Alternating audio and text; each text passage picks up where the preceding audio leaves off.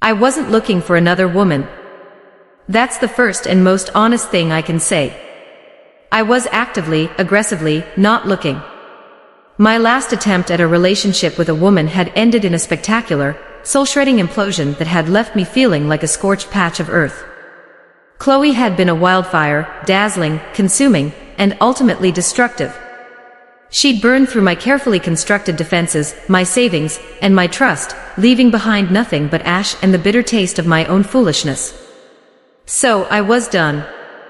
I was building a fortress around my heart, brick by painful brick, and the sign on the gate read, "No vacancy."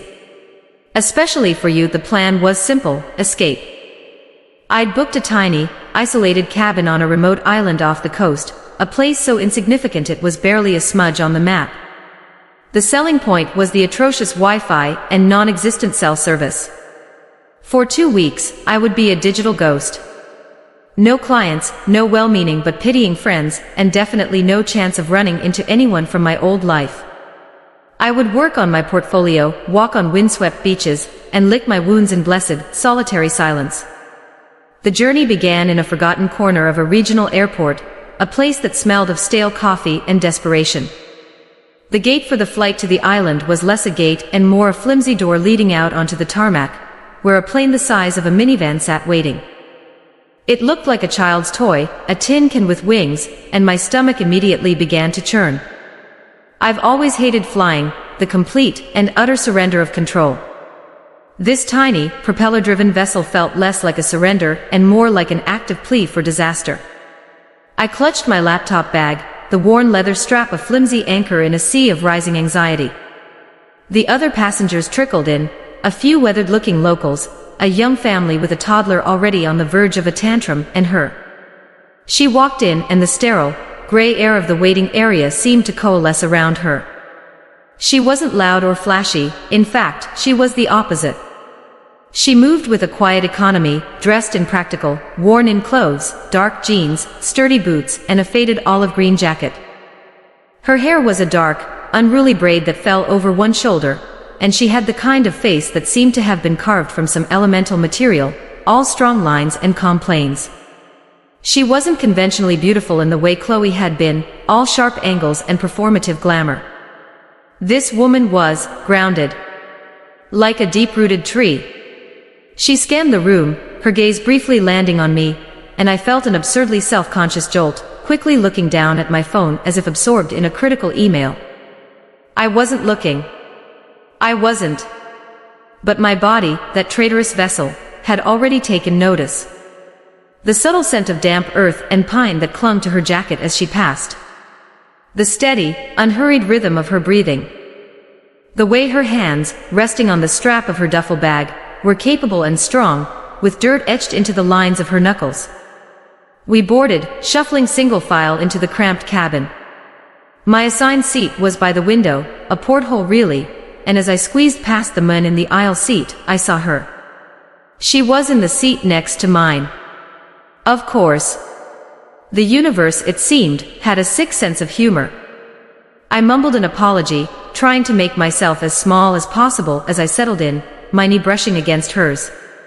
A spark of warmth shot up my leg, and I recoiled as if burned, pressing myself against the cold plastic of the wall. She didn't seem to notice, or if she did, she gave no sign. She was busy stowing her bag, her movements fluid and efficient. "Sorry," I muttered, my voice tight. She glanced at me, and her eyes were the color of moss after a rain, a deep, startling green. A faint smile touched her lips. "No worries. It's a tight squeeze." Her voice was low and calm, a stark contrast to the frantic thrumming of my own pulse. The engines whined to life, the entire plane vibrating like a tuning fork. I gripped the armrests, my knuckles turning white. The flight attendant, who looked all of 19, rattled off the safety instructions with bored indifference. I tried to focus on my breathing, the in and out meditation that was supposed to help, but the plane began to taxi, and each bump and lurch sent a fresh wave of panic through me. This was a mistake. All of it. I wasn't escaping. I was just trapping myself in a smaller, more terrifying box. The plane lifted, a gut-wrenching ascent that felt more like being thrown than flying. And then the turbulence hit. It wasn't gentle. The little plane dropped, then bucked, a toy in the grip of an angry god. A strangled gasp escaped my lips. My vision tunneled, the edges going fuzzy and dark. My breath hitched, caught in my throat. I couldn't get air. The walls were closing in, the roar of the engines filling my head until there was no room for thought, only pure, primal terror. This is it, I thought, a strange, detached part of my brain observing the chaos. This is how it ends. In a metal tube, next to a stranger who smells like the forest. And then, a hand was on mine. Not grabbing, just resting there, a small patch of warmth and weight over my frantic, claw-like grip on the armrest. Hey, the low, calm voice cut through the noise. Breathe with me, I couldn't turn my head. I could only feel the pressure of her fingers, the steady, solid presence of her. I can't, I choked out. Yes, you can. Listen. In for 4-inch I heard her inhale, a slow, deliberate sound. Hold for 4. Out for 4-inch I tried to follow, my chest a tight, locked cage. My attempt was a ragged, pathetic shudder. Again, she said, her voice unwavering. In 2, 3, 4 her thumb began to move, tracing slow, firm circles on the back of my hand. The simple, repetitive motion was an anchor. In 2, 3, 4. Hold 2, 3, 4. Out 2, 3, 4. The plane lurched again, but the terror was less. It was still there, a screaming beast in the back of my mind, but her voice and the rhythmic pressure of her thumb were building a small, safe space around me. I focused on that. On the feeling of her skin against mine, the scent of pine and rain, the steady cadence of her breathing. I kept my eyes squeezed shut, but I turned my hand over, my fingers instinctively curling around hers. She didn't pull away. Her grip was firm, reassuring. For the rest of the flight, through every stomach-plummeting drop and bone-rattling shudder, she held my hand and coached my breathing, a stranger acting as my lifeline in a turbulent sky. The wheels touched down with a jarring screech that felt like a reprieve, and an assault all at once. The plane rattled to a stop, and the sudden silence was deafening. My entire body was slick with a cold sweat, my muscles trembling with leftover adrenaline. I slowly unpeeled my eyes, blinking against the gray light filtering through the small window. My hand was still wrapped tightly around hers.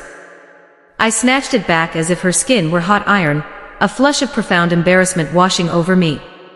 I'm so sorry, I stammered, staring at my lap. You don't have to apologize for being scared, she said, her voice still infuriatingly calm. She was already unbuckling her seatbelt, moving with that same unhurried grace. I risked a glance at her.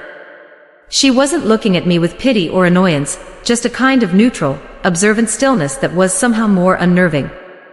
I felt exposed, dissected. She had seen me at my absolute worst, a blubbering, terrified mess, and I hated it. I hated the vulnerability, the loss of control, the sheer patheticness of it all. Most of all, I hated that I had needed her. We deplaned onto the wet tarmac, the air sharp with the smell of salt and cold rain. The airport terminal was a single, squat building, and the baggage claim was just a metal cart pushed through a door from the outside. My carefully constructed solitude was already compromised.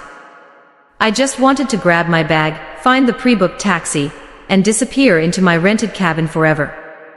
I spotted my suitcase, a practical but battered black roller, and lunged for it, desperate to put distance between myself and the woman who smelled like the woods. Do you have a ride? Her voice came from just behind me, and I flinched. I turned, forcing a brittle smile. Yes, a taxi. Thank you, though. For, you know. On the plane, my gratitude sounded clipped, dismissive. I wanted the interaction to be over. Transaction complete. I had received aid, I had given thanks. We could now go our separate ways and never see each other again. She nodded, her moss-green eyes scanning the small, empty parking lot. You might want to have a backup plan. Looks like Art's not here today, Art. The taxi. There's only 1 inch of fresh wave of something cold and unpleasant, not unlike the panic from the flight, washed over me. Oh, it was the only sound I could manage. My meticulously crafted plan for a seamless, solitary escape was unraveling before I'd even left the airport.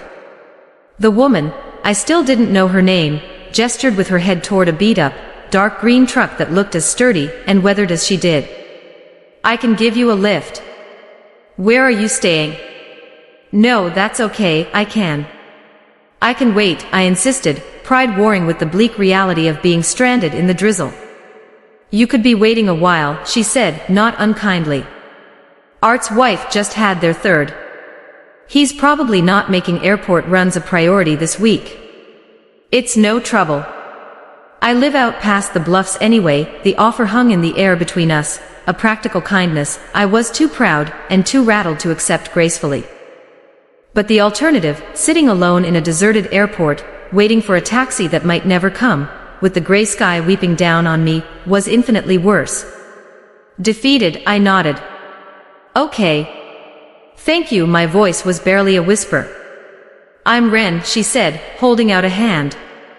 Her handshake was like her grip on the plane, firm, warm, and completely steady. Elara, I replied, my own hand feeling flimsy and cold in hers.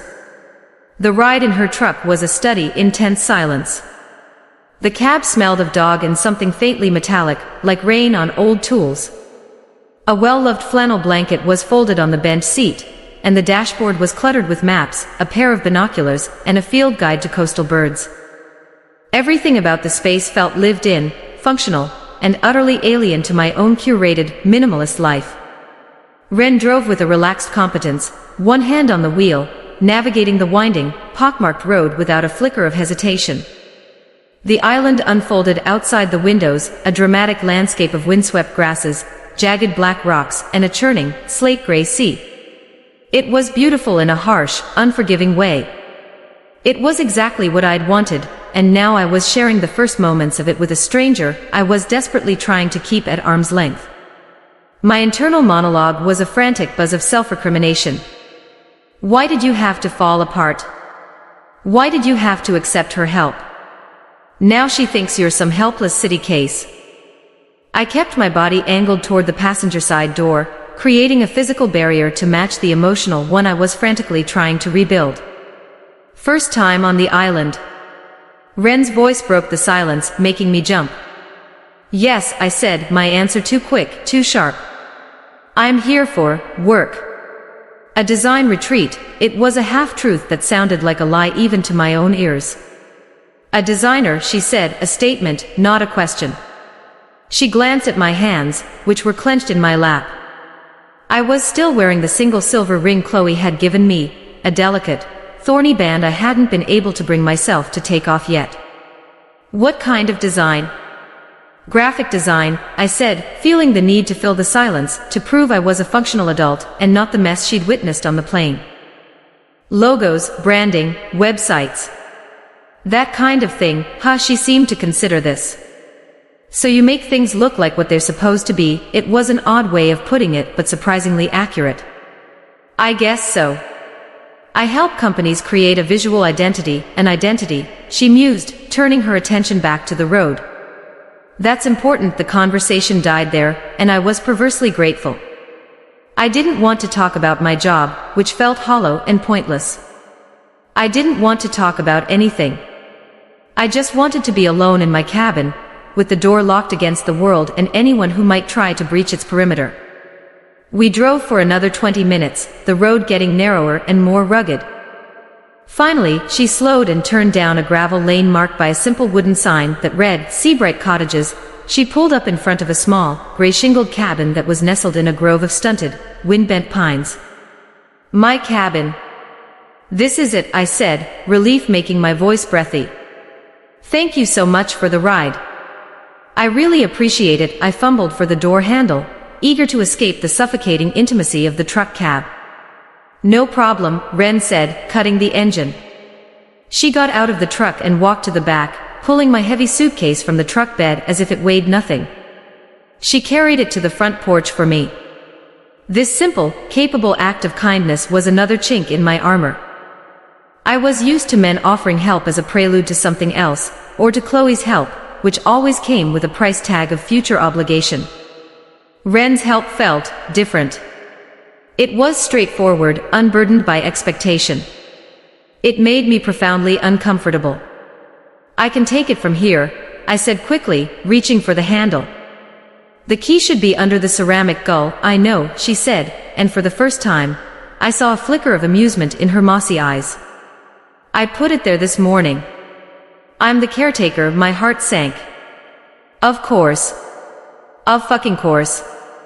The one person on this godforsaken rock I was desperate to avoid was not just a stranger but my neighbor. My landlord, essentially. The person I'd have to call if the plumbing backed up.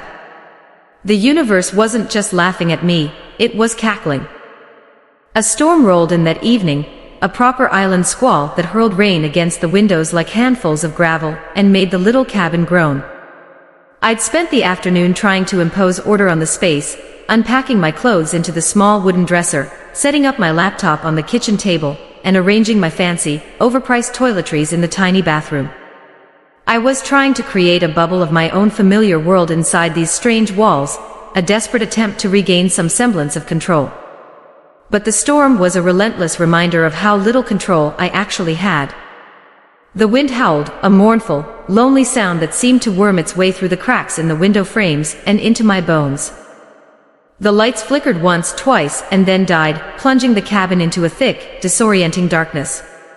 My breath caught in my chest. It was the same feeling as on the plane, the sudden, terrifying loss of bearings. I fumbled for my phone, its screen a blinding beacon in the pitch black. The battery was at 12%.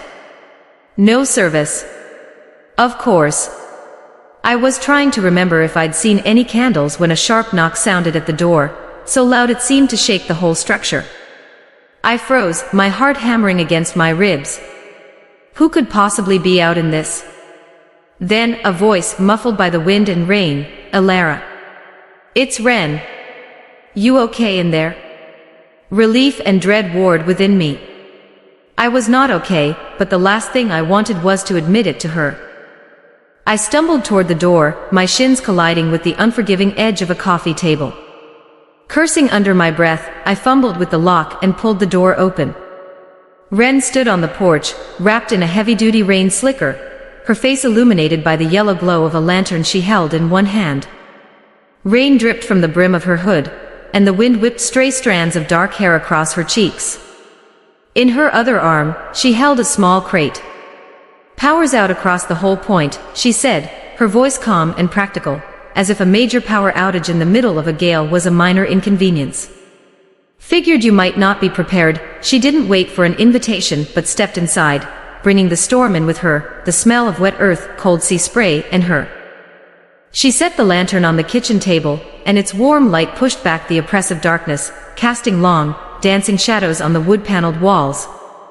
The crate contained a treasure trove of storm supplies, more lanterns, a box of matches, a thermos, a thick wool blanket, and a small, battery-powered radio. I stood there, useless and dumbfounded, as she moved through my temporary home with a quiet, proprietary air. She wasn't invading, she was securing. She checked the window latches, placed a rolled-up towel at the base of the door where water was starting to seep in, and got a fire going in the small wood-burning stove with an efficiency that was both impressive and deeply intimidating. I just watched, feeling like a guest in my own refuge. "You don't have to do all this," I said finally, my voice sounding thin and reedy in the suddenly cozy space. "It's my job," she replied without looking up from the kindling she was arranging. "Caretaker, remember." There was no sting in her words, just a simple statement of fact. But it landed like a barb anyway. I was the tenant, the tourist, the problem to be managed. She was the capable local, the one who belonged. The power dynamic, already skewed by my panic attack on the plane, tilted even further. She was my rescuer, my provider of light and warmth. I hated the dependency. Still, I insisted, needing to reclaim some agency. "Thank you." I would have just been sitting here in the dark, most people do the first time, she said, striking a match. The flame flared to life, and she carefully touched it to the newspaper. The fire caught, a small orange flower that quickly grew, licking at the dry wood. She closed the stove door, the small glass window offering a mesmerizing view of the growing flames. The cabin began to fill with a gentle, radiating heat, and the comforting scent of wood smoke. She finally turned to me, her expression unreadable in the flickering lantern light. The thermos is hot water. There's tea bags and instant coffee in the cupboard above the sink.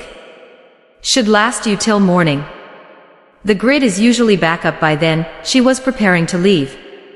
A part of me, the proud, stubborn part, was relieved. But another, smaller, more honest part felt a pang of something. A reluctance to be left alone with the howling wind, and my own thoughts. The fire was warm, but the thought of her walking back out into that storm felt colder. She was my only human connection on this isolated spit of land, and despite my best efforts, a connection had been forged. You should stay, I said, the words leaving my mouth before I had a chance to second-guess them. They hung in the air, fragile and unexpected. At least until the worst of it passes. It's really bad out there. Ren looked at me, her head tilted slightly, those moss-green eyes seeming to see right through the defenses I was trying so hard to maintain. I felt my cheeks grow warm, and I rushed to fill the silence. I mean, you don't have to. It's just silly to go back out in that if you don't need to. I have tea, I gestured vaguely toward the kitchen. You brought the tea.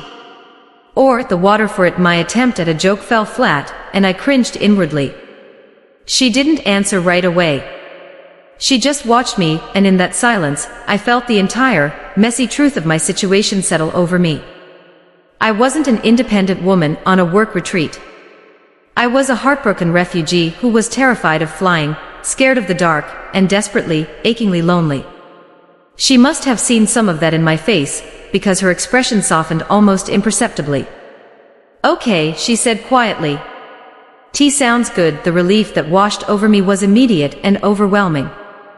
I turned to the kitchen, busying myself with finding mugs and tea bags, my hands shaking slightly.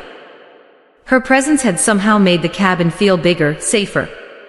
The storm still raged outside, but inside, with the fire crackling and the lantern glowing and this calm, capable woman sitting at my table, the world felt manageable again. We sat in a comfortable silence for a while, sipping our tea from thick ceramic mugs. The storm provided a constant, percussive soundtrack. I watched her over the rim of my cup. In the firelight, her face was a landscape of light and shadow. I noticed a faint scar that cut through one of her eyebrows, and a smattering of freckles across the bridge of her nose that I hadn't seen before. She seemed completely at ease, as if sitting in a near stranger's cabin during a power outage was a perfectly normal Tuesday night. I, on the other hand, felt like a bundle of frayed nerves. So, what does a caretaker actually do? I asked, mostly to break the quiet that was amplifying my own thoughts. When you're not rescuing terrified tourists, I mean. A small smile touched her lips. It transformed her face, softening its stoic lines. A little bit of everything, she said. Fix leaky faucets, chop firewood, make sure the cottages are ready for people like you. She paused, taking a sip of tea. Mostly, I just try to keep this place from being reclaimed by the island. Is it trying to reclaim it? Always, she said, her gaze drifting toward the window, where rain lashed against the glass. The wind, the salt, the damp. Everything here is in a constant state of beautiful decay. My job is just to slow it down a little. She spoke about the island with a deep, abiding affection, the way someone might speak about a difficult but beloved family member. I found myself leaning forward, genuinely curious. Why here? I asked. What made you choose a place that's actively trying to fall apart? Ren was quiet for a long moment, staring into the fire. I thought maybe I had overstepped, the question too personal, too direct. But when she spoke, her voice was low and thoughtful. I used to be a field biologist, she said. Working on big, grant-funded projects. I was in a different city every 6 months, chasing data, writing papers no one would ever read. It was loud. Competitive. She looked at me then, her gaze direct. I got tired of the noise. I wanted to be in a place where I could listen. Here, you can hear the seasons change. You can see the patterns. It's not about conquering nature, or even just studying it. It's about being a part of its rhythm. As she spoke, I felt a familiar ache in my chest. It was the ghost of a dream I'd once had, before Chloe, before the soul-crushing pragmatism of freelance work had taken over. I'd wanted to be a painter. I'd wanted to spend my days creating things that were messy and real, not clean, corporate logos. I had traded a canvas for a computer screen, passion for a paycheck. I get that, I heard myself say, the admission soft and raw. The noise, she just nodded, a silent acknowledgement that created a small, unexpected bridge between us. It was the first truly honest thing I had said to another person in months. A single, vulnerable brick removed from the fortress wall. I held my breath, waiting for the ceiling to cave in, but nothing happened. The fire just crackled, the storm raged on, and Ren just sat there, her presence a quiet, accepting constant in the chaotic dark. The easy silence that fell between us after my small confession felt different. It wasn't tense anymore, it was comfortable, weighted with the gravity of things unsaid. To my surprise, it was Ren who broke it. "What about you?" she asked, her voice gentle. "What kind of noise were you running from?" The question was direct, yet it didn't feel invasive. It was a simple, honest inquiry, an invitation to reciprocate the vulnerability she had just offered. My first instinct was to deflect, to make a joke, or give a vague, sanitized answer. It was my default setting, honed to perfection during my years with Chloe, where every honest admission was a potential weapon to be used against me later. But looking at Ren, at her calm, patient face illuminated by the fire, the usual defenses felt flimsy and pointless. What was the harm in telling this stranger, this temporary fixture in my life, a piece of the truth? "A person," I said, the words tasting foreign on my tongue. I was running from a person. Or the memory of one, I guess. I stared down into my now empty mug, tracing the rim with my thumb. "My ex," she said. It was a simple sound, but it held a world of understanding. There was no judgment in it, no pity, just quiet acknowledgement. "That's a special kind of noise. The kind that follows you." "It does," I whispered, the confirmation a painful lump in my throat. She was, a lot. Very bright. Very loud. When you were in her orbit, it was all-consuming. Exciting. But she burned so hot, she eventually just burned everything down. Including me. The words tumbled out, a condensed, pathetic summary of 2 years of my life. I hadn't planned on saying any of it. I hadn't spoken about Chloe to anyone, not really. I'd given my friends the clinical, detached version, but I'd never admitted to the sheer, incinerating totality of it. Ren didn't offer platitudes. She didn't say, "I'm sorry," or "You're better off without her." She just listened, her stillness a container for my messy, fractured story. "It's hard to find your own signal again after something like that," she said after a while, her gaze fixed on the flames dancing behind the glass of the stove. "When you've been tuned to someone else's frequency for so long, that's it," I breathed, stunned by her perception. "That's exactly it. I feel like I don't even know what my own station sounds like anymore. That's why I came here. For the static. For the silence." "The silence here isn't empty, though," she said, turning her mossy eyes back to me. "It's full of other things. If you listen." We sat with that for a moment, the only sounds the fire, the storm, and the quiet rhythm of our own breathing. In that small, firelit cabin, surrounded by a tempest, I felt a profound and terrifying sense of being seen. Ren wasn't just looking at me, she was listening. She was hearing the things I wasn't saying, the empty spaces between the words. She was seeing the scorched earth Chloe had left behind, and wasn't turning away. Instead, she was offering a quiet place to sit, a cup of tea, a steady fire. This unexpected reciprocity, this sharing of truths in the dark, felt more intimate than any physical touch I had known in years. My carefully constructed fortress was crumbling, not from a frontal assault, but from a quiet, persistent kindness that was simply waiting patiently at the gate. And for the first time, I felt the insane, terrifying urge to just let her in. The storm raged on, locking us into our small, firelit world. Hours passed. The initial awkwardness had melted away, replaced by a comfortable, low-humming intimacy.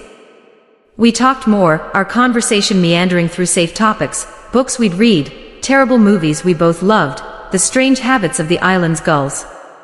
With every shared laugh, I felt another layer of my armor flake away. The wind howled its loudest, and a particularly violent gust slammed against the cabin, making the whole structure shudder. I flinched, a residual echo of my fear on the plane. Ren, who had been adding another log to the fire, turned at the sound of my sharp intake of breath. "It's okay," she said, her voice a low rumble. "These cabins have stood through worse."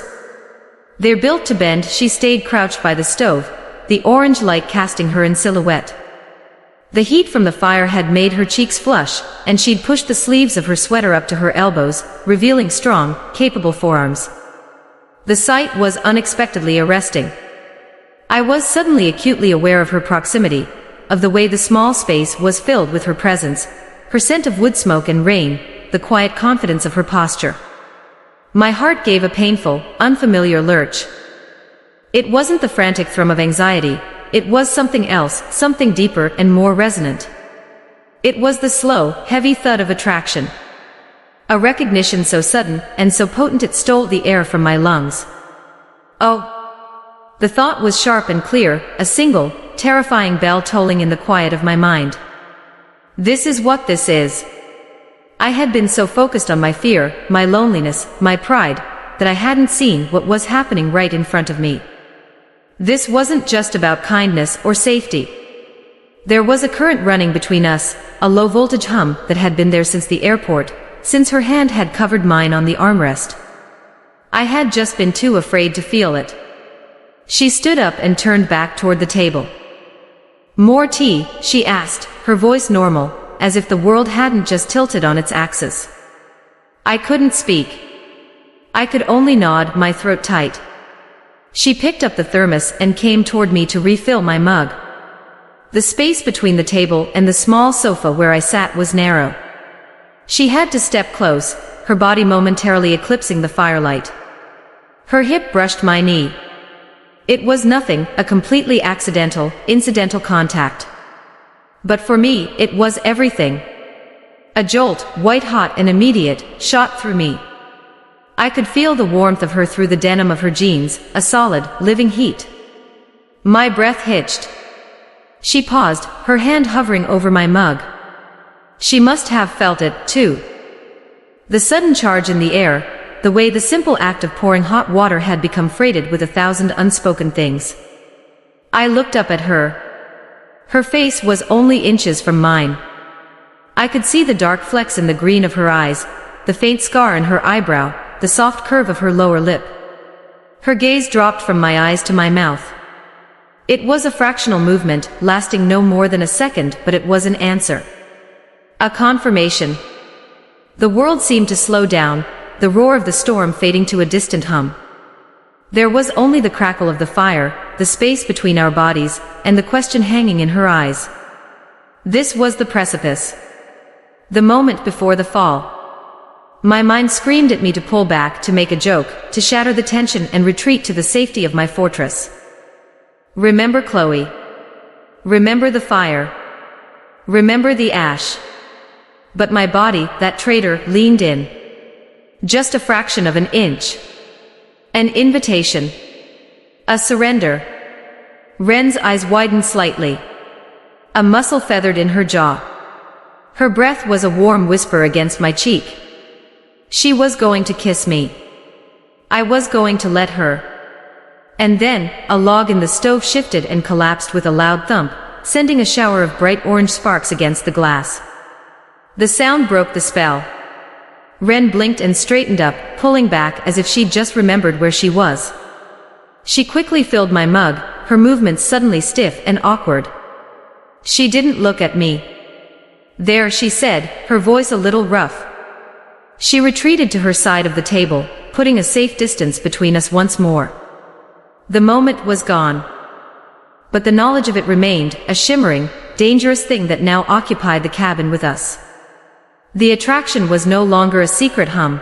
It was a living, breathing entity, and it was sitting right between us. The storm broke just before dawn. The wind died down, and the relentless drumming of the rain softened to a gentle patter. The world outside the cabin was washed clean, and the silence that descended felt profound. But inside, the tension was a thick, palpable fog. We hadn't spoken since the moment by the sofa. We had simply existed in the same space, each of us intensely aware of the other, the unspoken thing between us growing with every passing minute. The power flickered back on with a hum, and the harsh, artificial light of the single overhead bulb felt like a violation after the soft glow of the fire and lantern. Ren stood up, stretching her arms over her head. The movement pulled her sweater taut across her back, and I had to look away. "I should go," she said, her voice still laced with that rough, morning edge. "Check on the other cottage. Make sure there's no damage." It was an excuse. We both knew it. The storm was over, the power was back. The reason for her being here had evaporated. My heart sank. The thought of her leaving, of being left alone in this cabin with the ghost of what had almost happened, was unbearable. "Wait," I said, my voice quiet but firm. She paused at the door, her hand on the knob, her back to me. "Don't go," it was a plea. A raw, naked admission of need that my pride would have screamed at me for just yesterday. But pride felt like a pointless luxury now. Ren turned around slowly. Her face was guarded, her green eyes searching mine. She was waiting. Waiting for me to say what I meant. My mind was a battlefield. One side, the scarred, cautious veteran, was screaming retreat. It was reminding me of the pain, the humiliation, the way Chloe had taken my vulnerability and twisted it into a weapon. It was whispering that this was happening too fast, that Ren was a stranger, that I was just lonely and projecting. But the other side, a smaller, more hopeful voice I hadn't heard in a long time, was asking a simple question: what if this time is different? What if her quiet strength wasn't a performance? What if her kindness didn't come with a price? What if the safety I felt with her was real? I took a breath and walked toward her, closing the distance between us. I stopped a foot away, close enough to feel the warmth radiating from her body, close enough to see the pulse beating in the hollow of her throat. "Last night," I started, my voice trembling slightly. "When you said the silence here isn't empty, I think I'm starting to understand." I looked into her eyes, forcing myself to hold her gaze, to be brave for just this one moment. "I don't want it to be silent in here again." Not yet. I was terrified. I had laid all my cards on the table, my fear and my longing and my fragile, flickering hope. It was her move. She could walk out that door and I would probably crumble. She could say this was a mistake, that she was just being a good neighbor. For a long, agonizing moment, she said nothing. She just looked at me, her expression unreadable. Then, she lifted a hand, her calloused, capable fingers gently brushing a stray piece of hair from my cheek. Her touch was feather-light, but it sent a shockwave through my entire system. It was a question and an answer all at once. She didn't pull her hand away. Instead, her thumb stroked my cheekbone, a slow, deliberate caress that undid me completely. All the fear, all the doubt, all the carefully constructed walls I had spent the last year building, they just dissolved. I leaned into her touch, my eyes fluttering shut. And then she was closing the remaining space between us.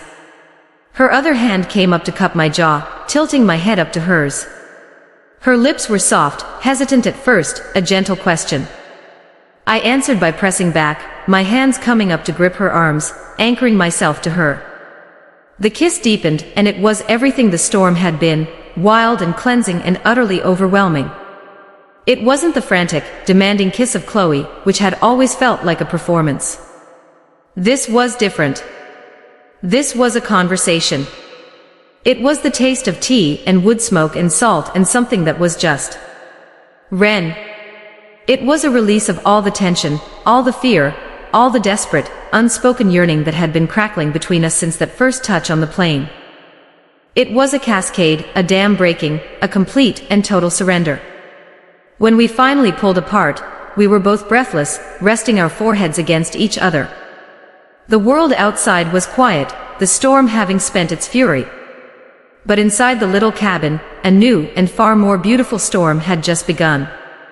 The morning after was quiet and drenched in a pale, watery sunlight. We lay tangled in the blankets on the small sofa, the fire in the stove now just a bed of glowing embers. Ren's arm was a warm, heavy weight across my waist, her steady breathing a comforting presence against my back. For the first time in over a year, I woke up without a knot of anxiety in my stomach. The silence in the cabin was no longer empty. It was filled with a sense of peace that felt both foreign and deeply familiar. We didn't talk much at first. There were no grand declarations, no awkward dissections of what had happened. There was just a quiet understanding, communicated through small gestures, the way her fingers traced the line of my spine, the way I leaned back into the solid warmth of her body. It was a new language, one I was only just beginning to learn. Later, sitting at the kitchen table with mugs of coffee, the real world began to seep back in. The power was on, my phone was charging, and with it came the inevitable connection to the life I had tried to escape. A text message notification pinged, sharp and intrusive in the morning calm. It was my sister, Lisa. Just checking in. Is the island as lonely and depressing as it sounds? Hope you're not just staring at a wall. Call me.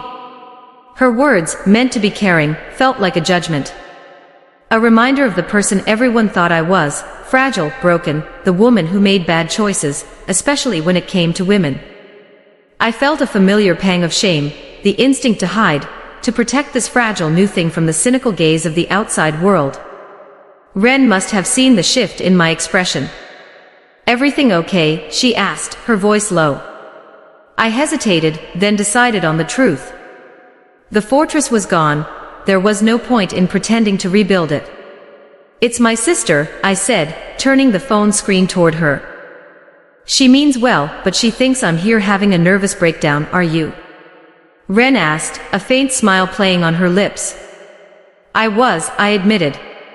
I think I might have been pretty close. But not anymore. I looked at her, at the steady calm in her green eyes, and a wave of fierce, protective certainty washed over me. I wasn't going to let anyone, not even my well-meaning sister, diminish this. I picked up the phone and dialed. Lisa answered on the second ring, her voice a whirlwind of cheerful anxiety. Lara. You're alive. I was picturing you being carried away by a giant seagull. How is it?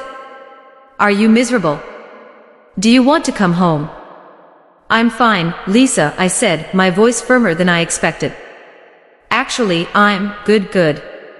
What does good mean? Did you meet a handsome, rugged fisherman who's going to mend your broken heart? I took a breath. No. But I did meet someone. Ren, sitting across from me, raised an eyebrow, her expression curious. Oh? Lisa's voice sharpened with interest. Don't tell me you're already. Lara, please be careful. After Chloe, she's nothing like Chloe, I said, cutting her off. I looked directly at Ren, a silent apology and a promise in my eyes.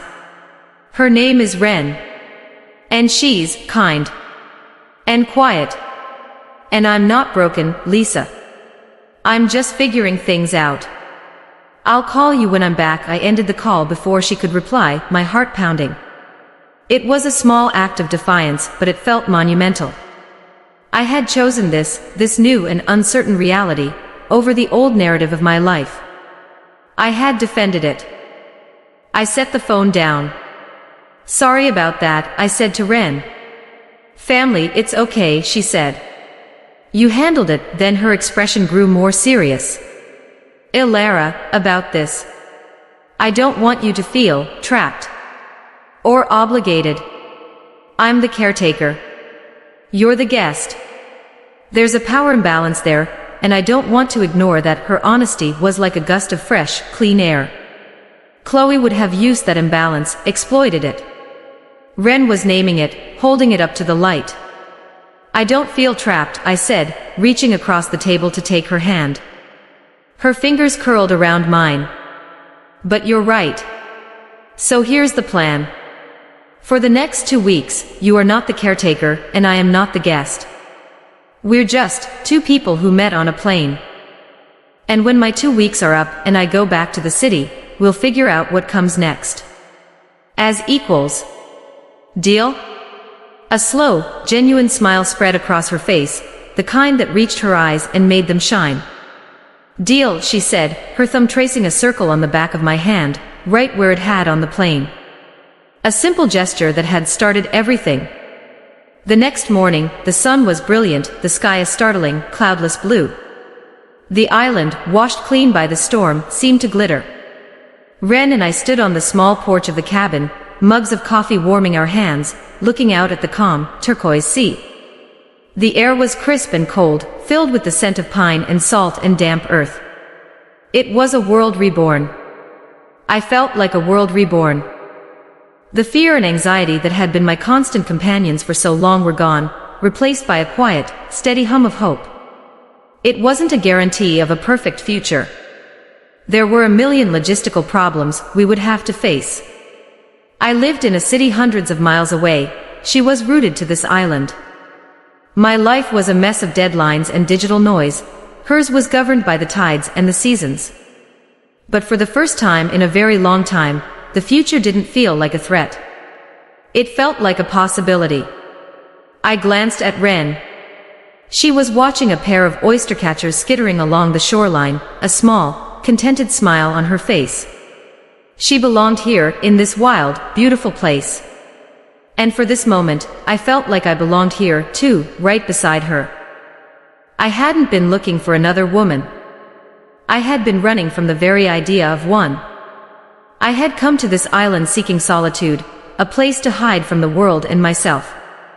But instead, in a turbulent sky, in a storm-tossed cabin, I had found a quiet harbor in a person. I had found Ren. And in finding her, I was slowly, finally, beginning to find my way back to myself. Have you ever had to choose between the safety of the fortress you've built around your heart, and the terrifying, beautiful risk of letting someone new in? If you've ever felt that pull, let me know in the comments. And don't forget to like this story and subscribe for more.